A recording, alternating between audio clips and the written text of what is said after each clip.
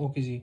Next question है कि एक वोटिंग पूल हुआ है जिसमें 10,000 लोगों ने वोट रजिस्टर्ड थे, यानी कि उन्होंने वोट करना था। अब ये सर्टन डिस्ट्रिक्ट का मतलब ये होता है कि उसका सैम्पल साइज़ है, यानी कि टोटल पॉपुलेशन जो है वो कोई पूरा मुल्क है उसका, या पूरा कोई आप कह लें कि उसका कोई डिवीजन है, और उसका एक छोटा सा डिस्ट्रिक्ट, सर्टन डिस्ट्रिक्ट जो है ये उसके बारे में स्टडी किया गया है। तो इस सर्टन डिस्ट्रिक्ट इस चीज़ को शो करता है कि ये उसका सैम्पल साइज़ है, पॉपुलेशन का डाटा नहीं है। तो इसलिए आपकी जो सैम्पल की टोटल वैल्यू है वो है 10,000। उसमें से 5180 वोटर्स जो है उन्होंने पर्टिकुलर जो है वो कैंडिडेट को वोट, अब ये उसके सक्सेसिव रेट है उस प्रपोर्शन का। अब आप उसने ये, अब इसमें ये क्वेश्चन क्योंकि सिंपल है, इसमें नल हाइपोथेसिस को स्टडी करना है, और उसने खुद नल हाइपोथेसिस बता दिया है कि जो फेवर में कैंडिडेट हैं या वो इक्वल हैं या लेस दैन 50%। 50% का मतलब होता है 0.5। तो वो आपका पॉपुलेशन की प्रोपोर्शन क्या आ जाएगी, 50% से लेस या इक्वल। और अब इसलिए इसका अल्टरनेटिव ग्रेटर दैन 50% आ जाएगा, और लेवल ऑफ सिग्निफिकेंस भी आपके पास गिवन है। सेम आपने वो वैल्यूज़ यूज़ करनी है आपके पास, क्योंकि वो ग्रेटर है तो ग्रेटर टेल सिर्फ यूज़ होगी, वन टेल यूज़ होगी, सिंगल टेल यूज़ होगी। और आपने अपनी सैम्पल की प्रोपोर्शन भी चेक कर लेनी है कि आपके फेवर 5180 हैं और टोटल आपके पास 10,000 हैं, और ये आपके पास आएगा 0.518, और आप उसकी वैल्यूज पुट करेंगे ग्रेटर टेल के अंदर, वो लाई कर जाएगा। ठीक है, कितनी वैल्यू है उसकी बाउंड्री की, 1.64, और ये 3.6 आपका कहीं यहाँ करके आएगा। ठीक है, और वो रिजेक्शन रीजन है और वो रिजेक्ट हो जाएगा। नेक्स्ट क्वेश्चन ये है कि एक retailer places an order for 400 recapped automobile tyres with the supplier. अब ये क्लेम है। अब आपको पता है क्लेम क्या होता है, क्लेम आपका हमेशा एच नॉट होता है। कहता है क्लेम ये है कि 5% से ज़्यादा नहीं, नो मोर देन 5%, यानी कि मैक्सिमम आपका जो क्लेम है ख़राब चीज़ों का से output of is ever return unsatisfactory is no more than 5%। इस लाइन को सिर्फ आपने फोकस करना है। इसका मतलब है जो आपकी स्टडी है एच नॉट की, वो प्रोपोर्शन, पॉपुलेशन की प्रोपोर्शन क्या है, मैक्सिमम 0.05। 5% का यही मतलब होता है ना, 5/100 विच इज़ 0.05, यानी कि मैक्सिमम वैल्यू जो ग्रेटर से ग्रेटर वैल्यू 0.05 हो सकती है, बाकी सारी वैल्यूज इससे कम हो सकती हैं।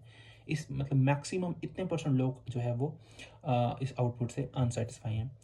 उसके बाद अब उसका सैम्पल साइज अब वो लेने जा रहा है। In the time 31 out of 400 tyres are unsatisfactory. अब यह आपके पास सैम्पल का डाटा है, यानी कि टोटल आपके पास 400 है, और आपकी जो सक्सेसिव रेट है वो है 31। देखें सक्सेसिव रेट, आप इस चीज़ को ना समझें कि सक्सेस का मतलब कि कोई चीज़ जो है वो कामयाब हो रही है, यानी कि कोई इसका पॉजिटिव एस्पेक्ट है। जिस चीज़ को आप स्टडी कर रहे होते हैं ना, वो आपका सक्सेसिव रेट होता है। जैसे आप अनसेटिस्फैक्ट्री चीज़ों को, यानी कि किसी की अनसेटिस्फैक्ट्रीनेस जो है वो आपका पॉइंट ऑफ स्टडी है। तो ये कितने लोग अनसेटिस्फैक्ट हैं, ये आपका नंबर ऑफ सक्सेसिव है। सक्सेसिव का मतलब आप ये ना समझें कि 31 लोग अगर अनसेटिस्फाई हैं तो इसका मतलब है कि इसका कॉरस्पॉन्डिंग, यानी कि 369 लोग जो हैं वो सेटिस्फाई हैं, तो वो जो है वो सक्सेस रेट होगा। ऐसा नहीं होता। सक्सेसिव रेट का मतलब ये होता है कि उस चीज़ के नंबर ऑफ सक्सेसिव जिसको आप स्टडी कर रहे हैं। अब यहाँ पर जो आप स्टडी कर रहे हैं वो कर रहे हैं अनसेटिस्फैक्शन को, और उसका जो रेट है वो है 31। अब ये आपका सक्सेसिव रेट है, यानी कि यहाँ पर जो प्रपोर्शन की वैल्यू है वो 31/400 होगी। ये बड़ी इंपॉर्टेंट चीज़ है, ये प्रोबेबिलिटी के अंदर भी यूज़ होती है। बच्चे अक्सर सक्सेसिवनेस के लफ्ज़ को जो है वो पॉजिटिव के साथ जोड़ते हैं, और जैसे इसी क्वेश्चन के अंदर कहेंगे जी ये 31 अनसेटिस्फाई है ना, तो सक्सेसिव रेट इसका उल्ट होगा, यानी कि ये तो सक्सेसिव रेट तो ना हुआ, ये सक्सेस, तो ये तो फेलियर रेट हुआ ना। तो ये ऐसा नहीं है। सक्सेसिव रेट का मतलब ये होता है कि आपकी जो पॉइंट ऑफ स्टडी है उससे कितने लोग जो है उसमें लाई करते हैं। इसको इस तरह आप ले सकते हैं।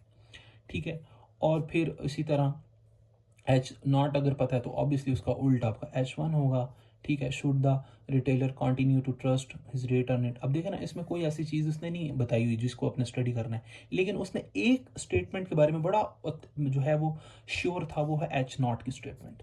उसके बारे में उसने कितना जो है क्लेम का लफ्ज़ यूज़ किया, और उसके बारे में एक मुकम्मल कंस्ट्रेंट दे दी कि नो मोर देन 5%। अब इसका मतलब ये है कि इसका उल्ट आपका H1 है, चाहे वो उसको बारे में डिटेल देता है या नहीं देता, ये कन्फर्मेबल बात है। तो ये प्रैक्टिस के साथ H0 और H1 को डिसाइड करने की प्रैक्टिस होगी, क्योंकि यही असल चीज़ है। बाकी तो ये फार्मूले के अंदर वैल्यूज पुट करना, टेबल के साथ कंपैरिजन करना is not a big thing. Okay जी, नेक्स्ट क्वेश्चन करते हैं।